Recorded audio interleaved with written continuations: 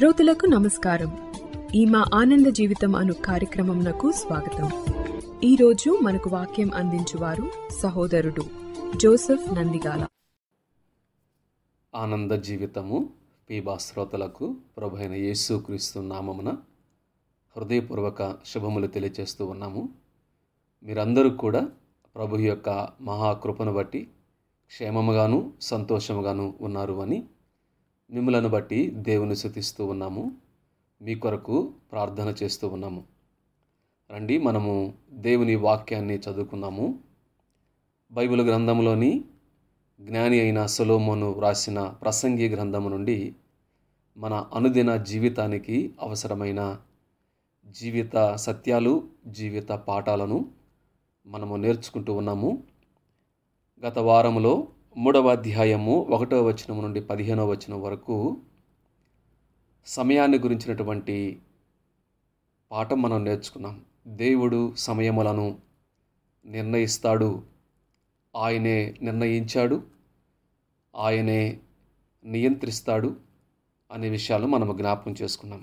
ఈరోజు ప్రసంగి గ్రంథము 3వ అధ్యాయము 16వ వచనం నుండి 4వ అధ్యాయము 6వ వచనం వరకు ఉన్న వాక్య భాగాన్ని మనం ధ్యానం చేస్తాము. ప్రసంగి గ్రంథము 3వ అధ్యాయము 16వ వచనం.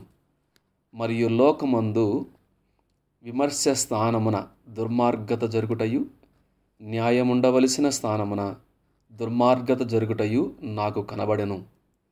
ప్రతి ప్రయత్నమునకును ప్రతి క్రియకును తగిన సమయమున్నదనియు, నీతిమంతులకును దుర్మార్గులకును దేవుడు తీర్పు తీర్చుననియు నా హృదయములో నేను అనుకుంటిని. 4వ అధ్యాయము 1వ వచనం. పిమ్మట సూర్యుని కింద జరుగు వివిధమైన అన్యాయ క్రియలను గురించి నేను యోచించి తిని, బాధింపబడువారు ఆదరించు దిక్కు లేక కన్నీళ్లు విడుచుదురు. వారిని బాధ పెట్టువారు బలవంతులు గనుక ఆదరించువాడెవడనూ లేకపోయెను. 6వ వచనాన్ని 4వ అధ్యాయము 4వ వచనము. మరియు కష్టమంతయు నేర్పుతో కూడిన పనులన్నీయు నరులకు రోషకారణములని నాకు కనబడెను. ఇదియు వ్యర్థముగా నొకడు గాలికి పట్టుకొనుటకై చేయు ప్రయత్నం వలెనున్నది. 6వ వచనము. శ్రమయును గాలికైన యత్నములను 2 చేతుల నిండా నుండుట కంటే 1 చేతి నిండా నెమ్మది కలిగి ఉండుట మేలు. చదవబడిన వాక్య భాగాన్ని దేవుడు దీవించి ఆస్వాదించునుగాక. ప్రియులారా, ఈ 3వ అధ్యాయము 16వ వచనము నుండి 4వ అధ్యాయము 6వ వచనం వరకు ఉన్న భాగంలో 22వ వచనములోను 4వ అధ్యాయము 6వ వచనములోను ఒక మాట ఉంది. ఏముందంటే 22వ వచనములో తమ క్రియలయందు సంతోషము, ఇంగ్లీష్లో రిజాయిస్ ఇన్ హిస్ వర్క్ అనే మాట అన్నాడు. 4వ అధ్యాయము 6వ వచనములో 4వ అధ్యాయము 6వ వచనములో 1 చేతి నిండా నెమ్మది కలిగి ఉండుట మేలు అన్నాడు. 1 చేతి నిండా నెమ్మది కలిగి ఉండుట మేలు. తన పని యందు సంతోషించుట, 1 చేతి నిండా నెమ్మది కలిగి ఉండుట. మన జీవితాన్ని నేర్చుకోవలసినటువంటి మరొక ప్రాముఖ్యమైనటువంటి సత్యము, పాఠం ఏమిటంటే పనిలో ఆనందము, 1 చేతి నిండా నెమ్మది కలిగి ఉండుట అనేది మనము అర్థం చేసుకోవడానికి, ఆలోచించడానికి మనం ప్రయత్నం చేద్దాం. ప్రియులారా, మనము ప్రస్తుతము పోటీ ప్రపంచము అంటాం. అలానే వేగంగా పరిగెత్తుతున్నటువంటి ప్రపంచంలో జీవించుచున్నాము అనే మాట. సంస్థలు, ఏదైతే ప్రైవేటు సంస్థలు కానీ ప్రభుత్వ రంగ సంస్థలు కానీ, ఈ యొక్క సంస్థల మధ్య పోటీ, వ్యాపార సామ్రాజ్యం మొత్తం కూడా ఒక్కళ్ళే ఏలాలి కాబట్టి ఒకరినొకరు వారిని పడగొట్టడము, వీరు పైకి లేవటానికి ప్రయత్నం చేయటం, లేకపోతే ఆధిపత్యం కోసం ఆరాటం. మరొక మనం గమనిస్తే ఇప్పుడు కేవలము ఒక దేశం కాదు, అంతర్జాతీయ వ్యాపార విస్తరణ, ప్రతి సంస్థ కూడా అంతర్జాతీయ సంస్థల్లాగా విస్తరించటము, అంతర్జాతీయ లావాదేవీలు, అనిశ్చితితో కూడినటువంటి ఆర్థిక వ్యవస్థలు రాత్రికి రాత్రే పెరగవచ్చు, రాత్రికి రాత్రే ఆర్థిక వ్యవస్థ పడిపోయేటువంటి పరిస్థితుల్లో మనం ఉన్నాం. విపరీతమైనటువంటి పోటీ, పని ఒత్తిడి ఎక్కువగా ఉన్నటువంటి పరిస్థితుల్లో మనం ఉన్నాం. ఒక పక్క సంస్థల మధ్య పోటీ ఉంటే, మరొక పక్క ఆ సంస్థలో ఉద్యోగస్తుల మధ్య, సంస్థల్లో పనిచేసే వారి మధ్య కూడా ఒక అనారోగ్యకరమైనటువంటి పోటీ. ఆరోగ్యకరమైన పోటీ వేరు, అనారోగ్యకరమైనటువంటి పోటీ. ఈ యొక్క కార్పొరేట్ లీడర్ అని చెప్పి అంటాం. ఒకటి తమ సంస్థలో పైకి ఎదగాలి అనేటువంటి, ఏ విధం చేతనైనా సరే పైకి వెళ్ళాలి అనేటువంటి ఒక ఆరాటం ఉండటము. వీటన్నిటి మధ్య కూడా, ఇవన్నీ కూడా మనము అనుదినము దాన్ని మనం పెద్దగా విశ్లేషించే అవసరం లేదు. మనకు అనుదినములో మనం చూస్తున్నవి, మనకు కనపడుతున్నటువంటి విషయాలే. అయితే ఈ సందర్భంలో లోకమందు సూర్యుని కింద జరుగు వివిధ పరిస్థితులను ప్రసంగి గారు వ్రాశారు. గమనించండి, ఇది ఎప్పుడో కొన్ని వేల సంవత్సరముల క్రితం జ్ఞానైనటువంటి సొలొమోను గారు ఆత్మ చేత వ్రాసినటువంటి ఆ పరిస్థితులు. ఈ సమకాలీన ప్రపంచంలో కూడా అదే పరిస్థితులు చూడటం, ఇంకా చెప్పాలంటే అవి మరి ఎక్కువగా ఉండటం. బైబిల్ గ్రంథం ఇది దేవుని మాట, ఇది ఎంతైనా వాస్తవము అనేది మనకు అర్థమవుతుందండి. ఆలోచించడానికి ప్రయత్నం చేద్దాం. ఇది ఎప్పుడో రాయబడినప్పటికీ నేటి ఆధునిక సమకాలీన పోటీ ప్రపంచానికి ఎంత చక్కగా వర్తిస్తుందో మనం ఆలోచించడానికి, అర్థం చేసుకోవడానికి ప్రయత్నం చేద్దాం. ఈ 3 విషయాలు ఇక్కడ జ్ఞాపం చేశాడు. సూర్యుని కింద ప్రస్తుతం ఈ పోటీ ప్రపంచంలో జరుగుతున్నటువంటి ర్యాట్ రేస్ అని చెప్పి అంటాం.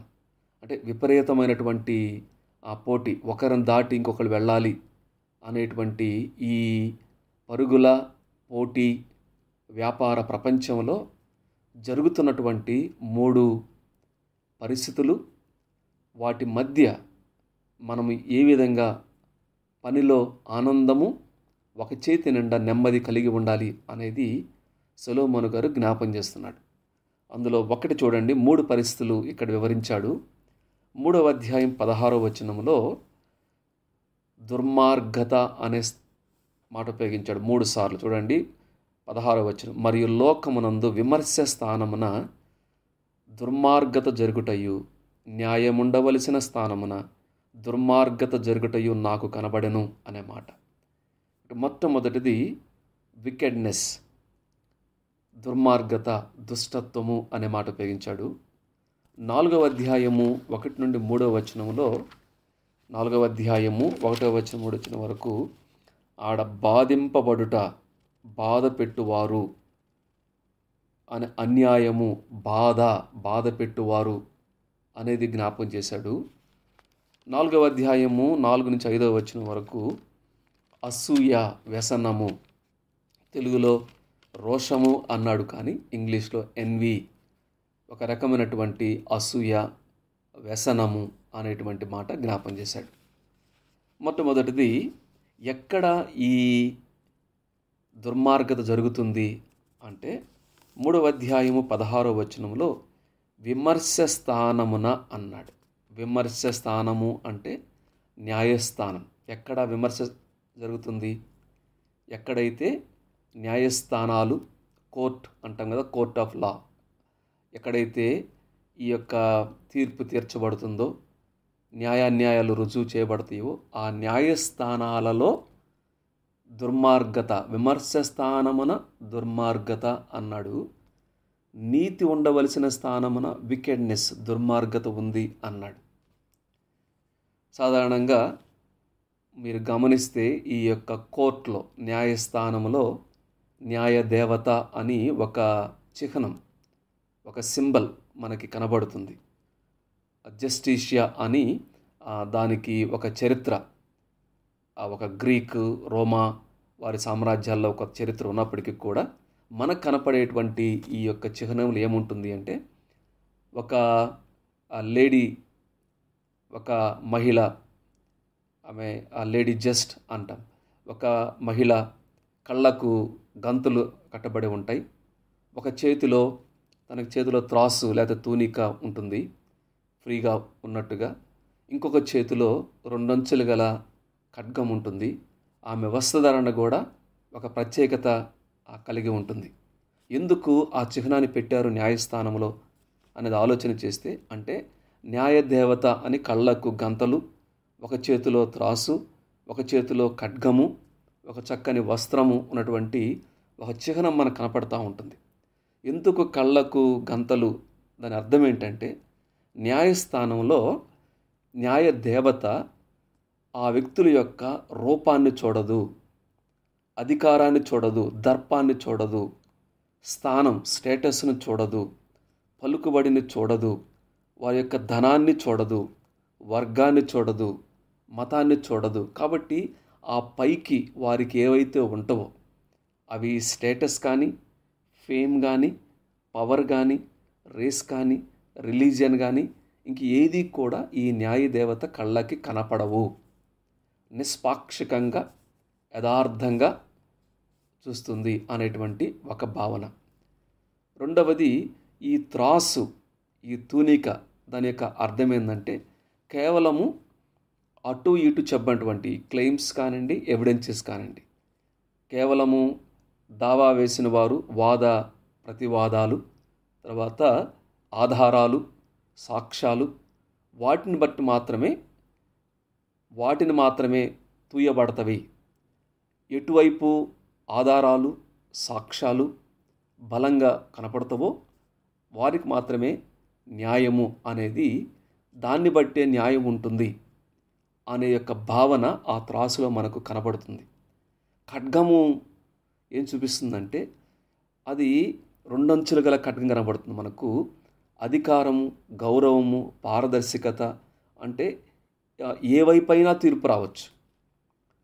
ఒక్కొక్కసారి నేను ఏం చేయలేదు, నేను తప్పు చేయలేదు అనేటువంటి వ్యక్తి పైకి బొంక వచ్చామో కానీ, ఆధారాలను బట్టి, సాక్ష్యాలను బట్టి, ఉన్నటువంటి వాటిని బట్టి వారు పైకి నీతిమంతులు కనపడుతున్నప్పటికీ కూడా ఈ కోర్ట్ ఆఫ్ లాలో వారు దోషులుగా తీర్చబడవచ్చు. వారు వారు హీరోల్లాగా బయటికి కనపడుతున్నా, పెద్ద నాయకుల్లాగా కనపడుతున్నా, లేకపోతే సెలబ్రిటీస్ లాగా కనపడుతున్నప్పటికీ, వారు ఏ రంగంలో ప్రవీణులు, నిష్ణాతులు అయినప్పటికీ కూడా న్యాయ స్థానం ముందు అందరూ ఒకటే, నిష్పాక్షికంగా ఉన్నటువంటి శాస్త్రాన్ని బట్టి, లాని బట్టి తీర్పు తీర్చబడుతుంది అనేటువంటి చిహ్నం మనకు కనబడుతుంది. కానీ ఇక్కడ జ్ఞానేటువంటి సొలొమోను గారు చెప్పేటువంటి మాట ఏమిటంటే, అట్లా న్యాయం జరగవలసినటువంటి న్యాయస్థానం ఉండవలసిన చోట విమర్శ స్థానమున దుర్మార్గత, దుష్టత్వం ఉంది అన్నాడు. 5వ అధ్యాయము 8వ వచనంలో ఏమన్నాడు అంటే, ఒక రాజ్యమందు బేదలను బాధించుటయు, ధర్మశాస్త్రమును న్యాయమును బలత్కారం చేత మీరుటయు నీకు కనబడిన ఎడల దానికి ఆశ్చర్యపడకుము అనే మాట అన్నాడు. అంటే అన్యాయము మీరటం అనేది ఈ రోజుల్లో పెద్ద ఆశ్చర్యం కాదు అన్నాడు. యెషయా గ్రంథము 5వ అధ్యాయం 23వ వచనంలో, వారు లంచము పుచ్చుకొని దుష్టుడు నీతిమంతుడని తీర్పు తీర్చుదురు, నీతిమంతుల నీతిని దుర్నీతిగా కనబడి చేయుదురు అనే మాట ఉపయోగించాడు. కాబట్టి ఈ రోజుల్లో కేవలము ఒక దేశము, ఒక ప్రాంతం కాదండి. సొలొమోను గారు చెప్పేటువంటి ఈ ప్రపంచ పరిస్థితులు, ఆనాడైనా ఈనాడైనటువంటి విస్తరిస్తున్నటువంటి పట్టణ, పారిశ్రామిక, సాంకేతిక ఈ యొక్క యుగంలో కూడా ఇటువంటి పరిస్థితులు ప్రతి చోట కూడా మనం చూస్తున్నాం. విమర్శ స్థానమున ఎక్కడైతే న్యాయము జరగాలో అక్కడ దుర్మార్గత మనకు కనపడుతూ ఉంటుంది. ఎక్కడైతే నీతి తీర్పు జరగాలో అక్కడ దుర్మార్గత, దుష్టత్వం మనకు కనపడుతూ ఉంటుంది అనే మాట ఉపయోగించాడు.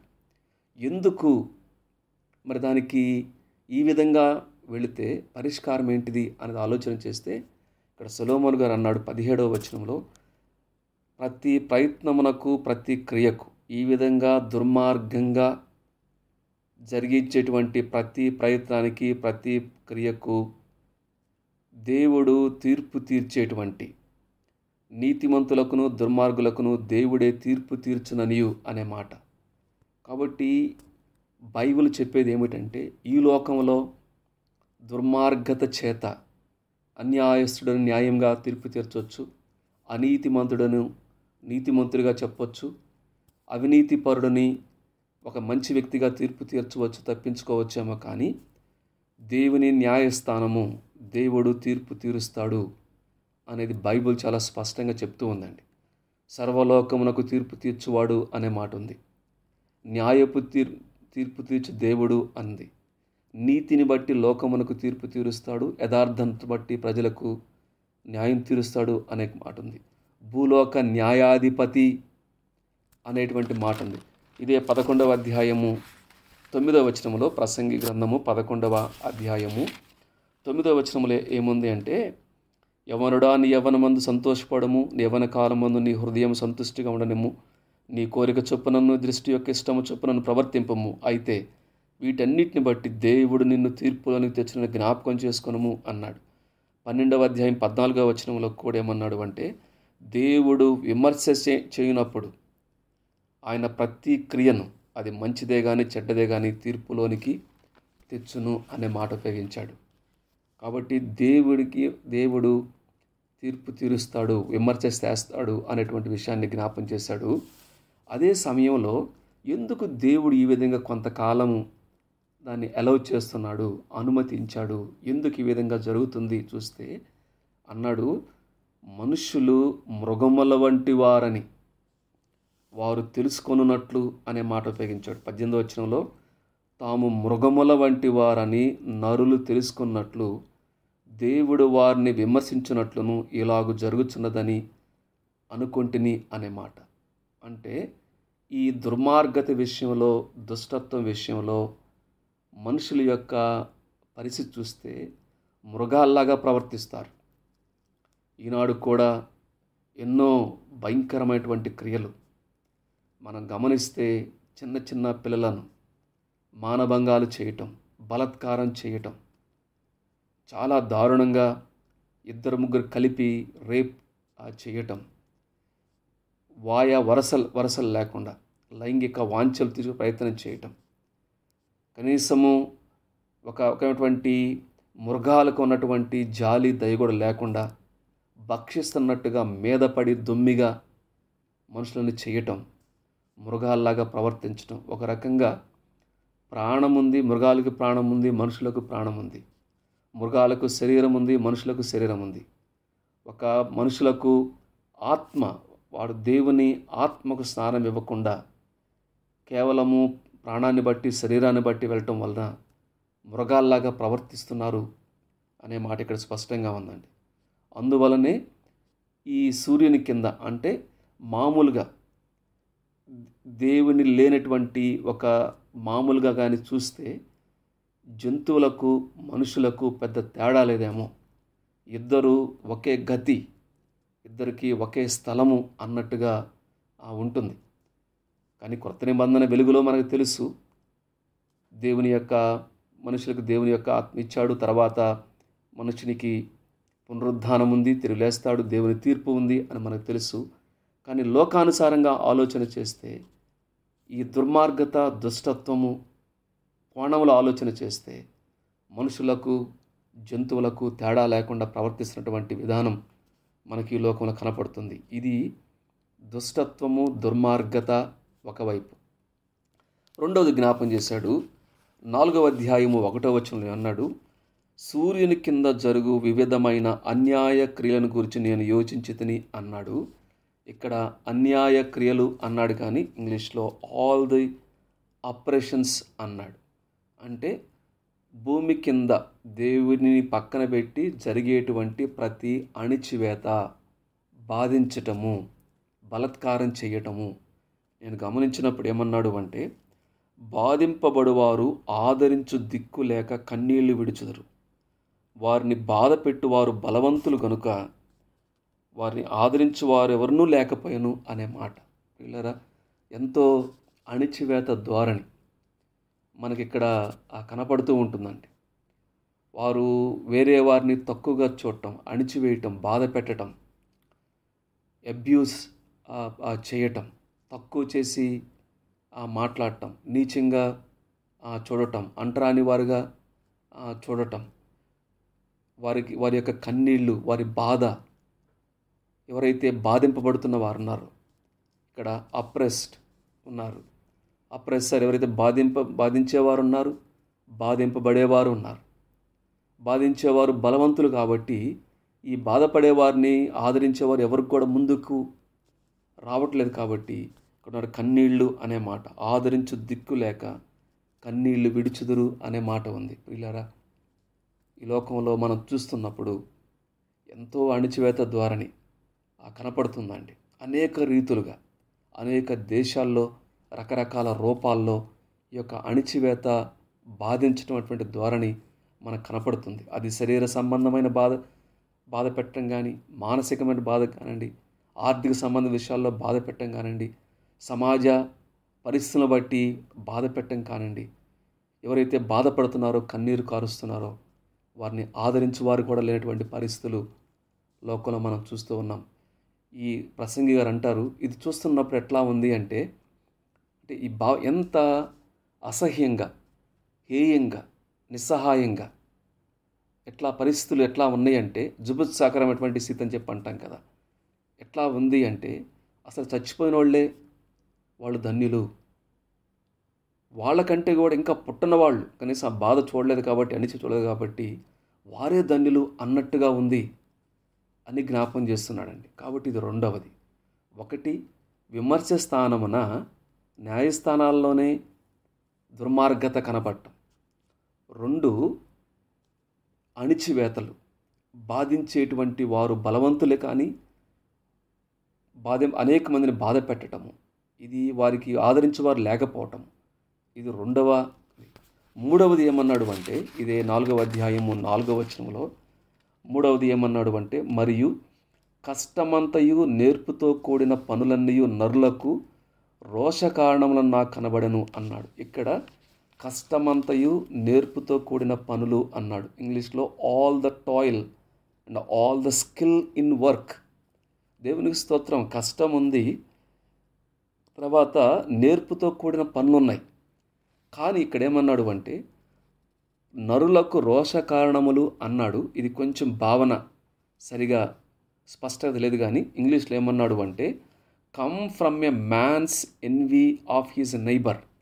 ఈ కష్టము, ఈ నేర్పుతో కూడిన పనులు దేని కొరకు తెలుసా? ఎవరు వీళ్ళను ప్రేరేపిస్తుంది, ఏది నడిపిస్తుంది, ఏది లోపల బలవంతం చేసేది, ఒత్తిడి చేసేది ఏమిటంటే ఒకరి పట్ల ఒకరు అసూయ, వ్యసనం. వారి పక్క అసూయ కలిగి ఇంకా కష్టపడాలి అనేటువంటి కష్టపడటం. ఈ యొక్క వ్యసనము ద్వారా దేశాల పట్ల కానివ్వండి, మనుషుల పట్ల కానీ ఒకరి పట్ల ఒకరు అసూయ కలిగి నేర్పుతో కూడినటువంటి పనులు చేయటం. ఈ యొక్క అసూయ వల్ల ఏమవుతుందంటే పనులు మంచిదే, కష్టపడటం మంచిదే, కానీ దాని వెనక ప్రేరేపించేటువంటి ఉద్దేశం, కారణము అసూయ, వ్యసనం. కాబట్టి గౌరవపదమైనటువంటి పనులు కూడా ఎట్లయిపోయినాయి అంటే పోటీగా, శత్రుత్వంగా మారిపోతున్నాయి. ఆధిపత్య పోరుగా మారుతుంది. హింసకు, వ్యక్తిత్వానికి, హననానికి దారితీస్తుంది. ఇవే మన ప్రైవేట్ సంస్థల్లో కూడా అసూయ వ్యాపార ప్రపంచాన్ని నడిపిస్తున్నట్లుగా మనం చూస్తాం. కాబట్టి ఇటువంటి 3 కారణాలు చెప్పాడు, 3 పరిస్థితులు. విమర్శ స్థానమున దుర్మార్గత, నీతి స్థానంలో దుర్మార్గత. రెండవది మనం చూస్తున్నాము అణిచివేత, అప్రెషన్, బాధించటం. మూడవది అసూయతో కూడినటువంటి పనులు, కష్టాలు, నేర్పుతో కూడిన పనులు మనం చూస్తున్నాం. వీటి మధ్య దేవుని బిడలంగా పనిచేసేటువంటి వారు ఏ విధంగా ఉండాలి, ఏం చేయాలి? మరి ఇంత భయంకరమైనటువంటి దుర్మార్గత, అణిచివేత పరిస్థితులు, అసూయతో కూడినటువంటి పనులు ఉంటున్నప్పుడు ఏమి చేయాలి అనేది 3 మనం చేయొచ్చు అని 4వ అధ్యాయము 6వ వచనంలో పరిష్కారంగా చెప్పాడు. 3వ అధ్యాయం 22లో ఏమన్నాడు అంటే, నీ పని యందు సంతోషించాలి అన్నాడు. ఎట్లా ఆ సంతోషం వస్తుందో 4వ అధ్యాయం 6వ వచనంలో 5, 6 వచనాల్లో 3 రకాల ప్రతిస్పందనలు చెప్పాడు. ఇటువంటి దుర్మార్గత, అణిచివేత, అసూయనటువంటి పరిస్థితుల మధ్య ఈ పోటీ ప్రపంచంలో, ఈ ర్యాట్ రేస్ లాంటి విపరీతమైనటువంటి పోటీ ఉన్నటువంటి ఈ ప్రపంచంలో 5వ వచనం, చేతులు ముడుచుకొని తన మాంసమును భక్షించును. చేతులు ముడుచుకొనుట ఒకటేంటిది? చేతులు ముడుచుకోవటం, ఫోల్డెడ్ హ్యాండ్స్ అంటే అర్థం ఏంటిది? ఇంక నేను పని చేయను, నా వల్ల కాదు, ఎక్కడ చూసినా ఈ దుర్మార్గత ఉంటుంది, బలాత్కారం ఉంటుంది, అసూయ ఉంటుంది, అణిచివేస్తున్నారు, నన్ను పైకి రానియట్లేదు అని చెప్పని ఏ పని చేయకుండా పని మానివేసేటువంటి ఒక పరిష్కారం, పని మానివేయటం. కానీ ఇది సరైనటువంటి పరిష్కారం కాదు, ఇది బుద్ధిహీనత అన్నాడు 5వ వచనంలో. బుద్ధిహీనుడు చేతులు ముడుచుకుంటాడు. చేతులు ముడుచుకోవటం అంటే చేతులు పనికి, ప్రయాసకు, కష్టానికి సాదృశ్యం కనపడుతూ ఉన్నాయి కాబట్టి చేతులు ముడుచుకోవటం అంటే పని లేకుండా ఉండటము, సోమరులాగా ఉండటము. ఇదేమన్నాడు అంటే తన మాంసమును భక్షించనంటే సెల్ఫ్ డిస్ట్రక్షన్. పని లేకుండా అక్కడ దుర్మార్గత ఉంది, ఇక్కడ అణిచివేత ఉంది అని చెప్పని దాన్ని దృష్టిలో పెట్టుకొని పని మానేస్తే అది మనకే నష్టము, అది సరైనటువంటి పరిష్కారం కాదు. రెండవది ఏమన్నాడు అంటే 6వ వచనములో 2 చేతుల నిండా ఉండుట. ఏంటి? శ్రమయు గాలికైన ప్రయాస. హ్యాండ్స్ కప్డ్ ఓపెన్ అంటే 2 చేతుల నిండా అనేది అదేం తెలియజేస్తుంది అంటే ఎంత సంపాదిస్తే అంత సంపాదించు, ఎంత దోచుకుంటే అంత దోచుకో. 2 చేతుల నిండా అంటే అర్థమైందంటే ఇక కష్టము, ప్రయాస, విశ్రాంతి లేకుండా పని పని పని అని చెప్పని ఇక పని అంతే ఉంచుట. 2 చేతుల నిండా ఉండుట అనేటువంటి ఆ మెటాఫర్ ఏం తెలియజేస్తూ ఉంది అంటే ఇంకా తమ యొక్క ప్రాణాన్ని కంపెనీలకు అమ్ముకున్నట్టే. తర్వాత బిగ్గర్ ఈజ్ బెటర్. ఈ యొక్క సామాజిక పోటీలో ఒక కారు ఉంటే అంతకంటే పెద్దది, ఒక ఇల్లు ఉంటే ఇంకొక పెద్దది, ఇక్కడ ఉంటే ఇంకొకటి అన్నట్టుగా ఒక పని పని పని అని చెప్పని వర్కహాలిక్ లాగా ఉండటము. దాన్ని ఏమన్నాడు అంటే శ్రమ, గాలికైన ప్రయాస. చూడటానికి అది చక్కని పరిష్కారంలా కనపడుతున్నప్పటికి కూడా దానివల్ల కూడా ప్రయోజనం లేదు, అది గాలికైన ప్రయాస అన్నాడు. 3వ ఏమన్నాడు అంటే 6వ వచనంలో ఒక చేతి నిండా నెమ్మది కలిగి ఉండుట మేలు అన్నాడు. అర్థం ఏంటి అంటే ఒక చేతి నిండా అనేది తగిన పని, పనిలో ఆనందించటము, చాలినంత, తగినంత కలిగి నెమ్మది కలిగి ఉండటము అనే భావన ఉపయోగించి. కాబట్టి ఇప్పుడు దేవుని బిడ్డలుగా ఈ దుర్మార్గత ఉన్నటువంటి లోకంలో, అణిచివేత బాధించేటువంటి లోకంలో, అసూయ, ద్వేషము, వ్యసనటువంటి ఈ లోకంలో దేవుని బిడ్డలు తమ పనిలో ఆనందించటము, చేతికి వచ్చిన పనిని శక్తి లోపం లేకుండా చేయటము, ఒక చేతి నిండా నెమ్మది కలిగి ఉండటం నేర్చుకోవాలి అని ప్రభు పేరట మనవి చేస్తున్నాను. సామెతల గ్రంథం 15:16 అన్నాడు, నెమ్మది లేకుండా విస్తారమైన ధనముండుట కంటే యెహోవా యందు భయభక్తులు కలిగి కొంచెము కలిగి ఉండటం మేలు అన్నాడు. సామెతల గ్రంథం 16:8 అన్యాయము చేత కలిగిన గొప్ప వచ్చుబడి కంటే నీతితో కూడిన కొంచెమే మేలు అన్నాడు. సామెతల గ్రంథం 17:1 రుచైన పదార్థములున్నను కలహముతో కూడి ఉండిన ఇంట నుండి కంటే నెమ్మది కలిగి ఉండి వట్టి రొట్టు ముక్క తినుటయే మేలు అని చెప్పన్నాడు. ప్రశాంతత, నెమ్మది, ఆనందము, సంతోషము, సంతృప్తి కలిగి ఉండాలి అనే మాట ఉపయోగించాడు అండి. యేసుక్రీస్తు ప్రభువారు కూడా ఈ లోకంలో ఏమన్నాడు అంటే ఒకడు తన లోకమంతా సంపాదించుకొని తన ప్రాణం పోగొట్టుకుంటే అతని ప్రయోజనం ఏంటిది? ఒక ధనవంతుడుండి వ్యాపారం చేసి నా ప్రాణమా తినుము, త్రాగుము, సుఖించుము, నీకు 2 చేతుల నిండా సంపాదించాను, నీకు ఏ కొదువ లేదు అంటే దేవుడేమన్నాడు, వెర్రివాడా, ఈ రాత్రి నీ ప్రాణం అడుగుతున్నాను అని చెప్పన్నాడు. బైబిల్లో రాయబడి ఉంది, దేవుని ఎడల ధనవంతుడు కాక తన కొరకే కూర్చుకున్నవాడు ఎలాగ ఉంటాడు అనేటువంటి మాట ఉందండి. ప్రియులారా జాగ్రత్తగా వినండి. మొట్టమొదట బైబిల్లో రాయబడినట్టుగా దేవుని యొక్క బైబిల్ ధనాపేక్ష సమస్త కీడులకు మూలము అని చెప్పి అన్నాడు. కాబట్టి పనిలో సంతోషించటము, అదే సమయంలో ఒక చేతి నిండా నెమ్మది కలిగి ఉండటం నేర్చుకోవాలి. దాని అర్థం ఏంటంటే, ప్రాముఖ్యత ఏమిటంటే దేవుని యందు, దేవుని రాజ్యమందు మొదట ప్రాధాన్యత ఇవ్వటం. బైబిల్లో రాయబడి ఉంది, మీరు ఏమి తినముందమో, ఏమి ధరించుకుందామో, ఏమి కలిగి ఉందని మీరు చింతపడాల్సిన పని లేదు.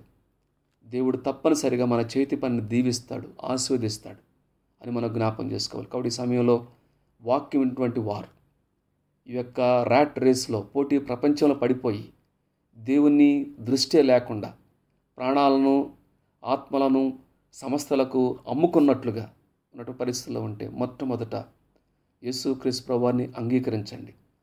దేవుడు ఆదికాండంలో 2:15 దేవుడు పని ఇచ్చాడు. తోటను సేద్యపరచుటకు, కాచుటకు పని ఇచ్చాడు.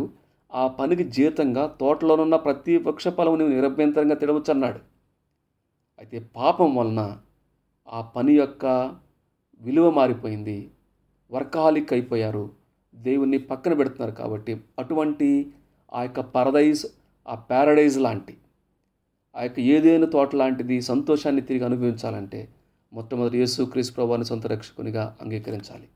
ప్రభువుని నమ్మినటువంటి వారు ఒక సోమరులు కాకుండా, అదే సమయంలో విస్తారమైనటువంటి పని పెట్టుకొని ఆరోగ్యాలు పాడు చేసుకొనకుండా ఒక్క చేత్తో నెమ్మది కలిగి ఉండటం, పనిలో ఆనందించటం నేర్చుకోవాలి. అటువంటి కృప పరిశుద్ధాత్మ దేవుడు మనందరికీ సహాయం చేయనుగాక. దేవుడి వాక్య భాగాన్ని దీవించి ఆస్వాదించునుగాక.